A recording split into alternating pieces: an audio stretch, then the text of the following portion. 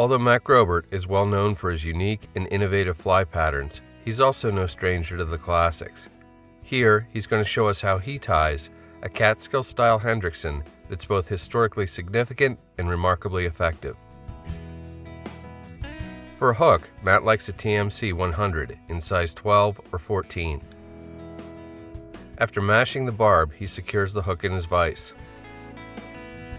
For thread, Matt's going to use, you guessed it, olive 6/0 Danville.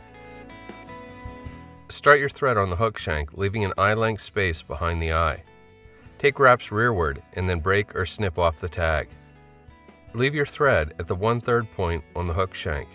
This is where the base of the wing will be located. Strip the shorter, fuzzier fibers from a single wood duck flank feather. The tip should be just about even.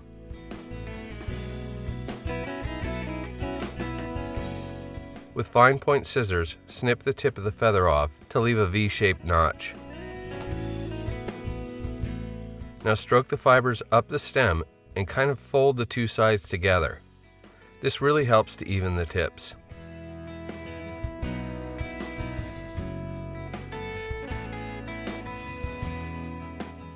Measure the fibers against the hook. You want the wings to be 1 full hook length tall. Transfer that measurement to the tie-in point. With your tying thread, make 1 full loose pinch wrap and then pull straight up. Use a few more wraps to secure the bundle to the top of the hook shank. Continue wrapping rearward before snipping the butts off at a shallow angle. Then wind over these butts with nice tight wraps of tying thread.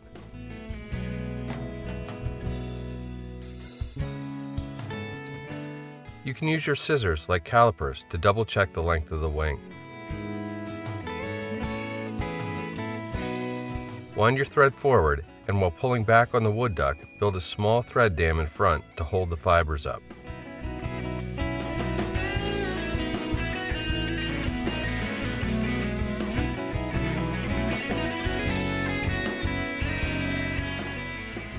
Pull the wood duck fibers back and use a dubbing needle to split the bundle in half.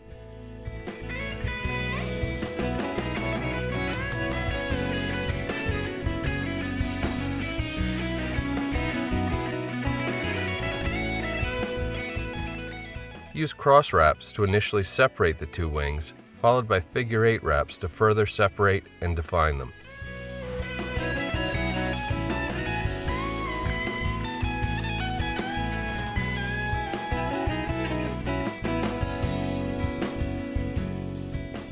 Once you have the wings upright and divided, you can snip out any errant fibers and then take wraps rearward to the hook point. For the tail, strip some nice stiff fibers from a dark dun hackle feather.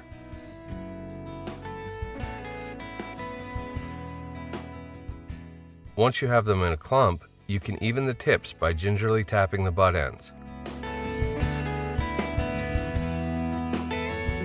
Secure the hackle fibers to the top of the hook shank to form a tail about a hook shank in length.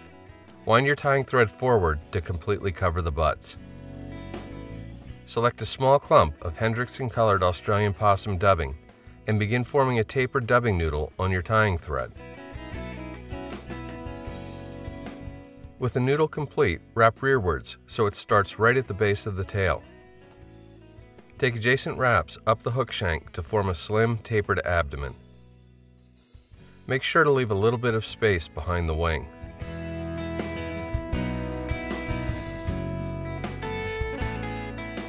For the hackle, Matt has selected 2 matching dark dun hackles. He arranges them so the dull back sides of the feathers are facing each other.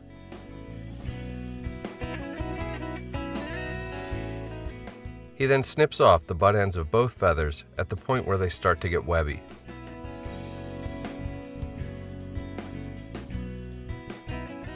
Strip about 1/8 of an inch of fibers from the feather butts to completely expose their stems.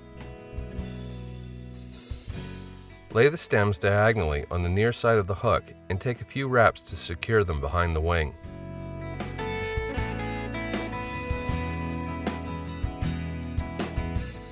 Follow these with a few wraps in front of the wing to further pin them to the hook shank.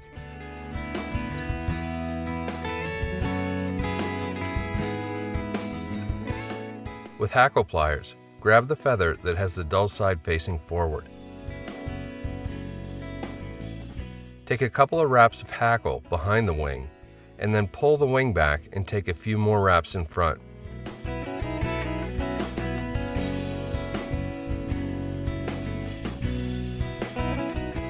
Continue wrapping until you reach the thread and then tie the tip off.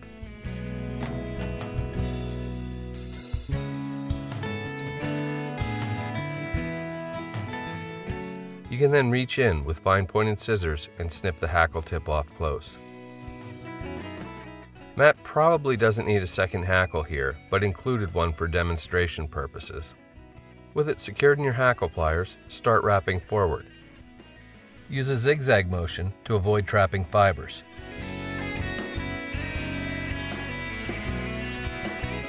Continue wrapping until you reach the thread and then tie the tip off, being careful not to trap fibers in the process.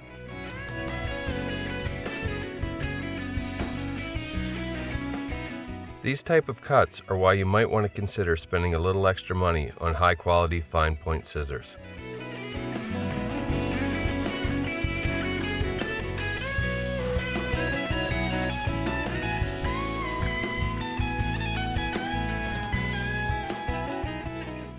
To complete the fly, use a 4 to 5 turn whip finish and snip your tying thread free. Notice how in classic Catskill style, Matt has left some space behind the hook eye, so a turtle knot can rest directly on the hook shank. A great nod to history and tradition.